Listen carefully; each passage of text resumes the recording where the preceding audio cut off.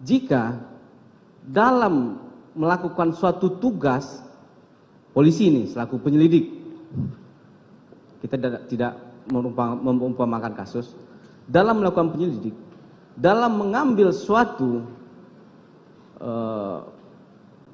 pengamanan terhadap barang bukti atau melakukan penyelidikan, itu harus didasari atas suatu surat perintah.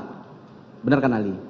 Nah, perintah atasan tadi dihubungkan lagi dengan perintah atasan tadi, itu diberikan kepada orang yang tidak berada di luar surat perintah penyelidikan.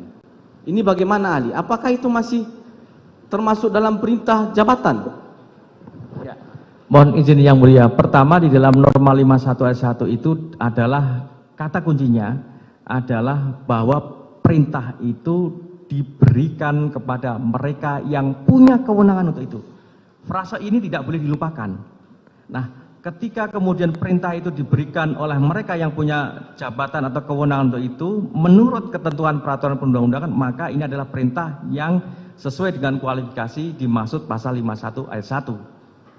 Lalu bagaimana dengan penerima perintahnya? Makanya di situ di dalam norma 51 ayat 1 itu adalah memberikan perlindungan hukum kepada si pihak bawahan. Dalam rangka apa? Dalam rangka kalau ada bawahan yang sudah melaksanakan perintah atasannya sesuai dengan kewenangannya, maka bergeser pertanggungjawabannya. Ini filosofinya atau memori vantulitingnya pasal 51 ayat 1 ini adalah demikian, sehingga di dalam 51 ayat 1 itu dimasukkan, dikelompokkan ke dalam alasan penghapus pidana yang merupakan alasan pembenar.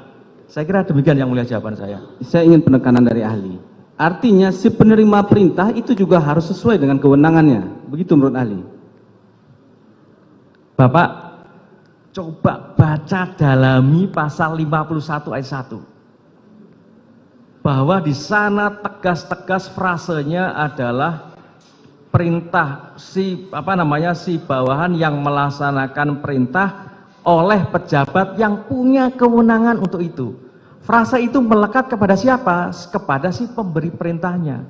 Yang punya kewenangan siapa? Si pemberi perintah.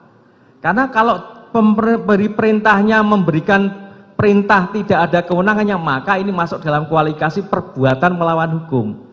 Tapi kalau yang memberi perintah itu punya kewenangan sesuai dengan aturan yang ada, maka ini tidak masuk dalam kualifikasi itu, sehingga unsur melawan hukumnya dihapuskan. Saya kira demikian yang mulia jawaban saya, tegas. Saudara, secara umum itu sebenarnya, tinggal saudara ya terjemahkan sendirilah kan. Gitu. Siap. Ya, karena kalau dia menjawab secara detail masuk ke dalam substansi pokok perkara jadinya.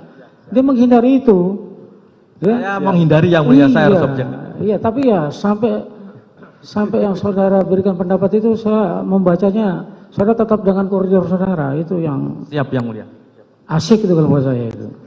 Ya, silakan lanjutkan. Oke, Majelis. Kemudian saya kembali lagi. Terima kasih sudah nonton.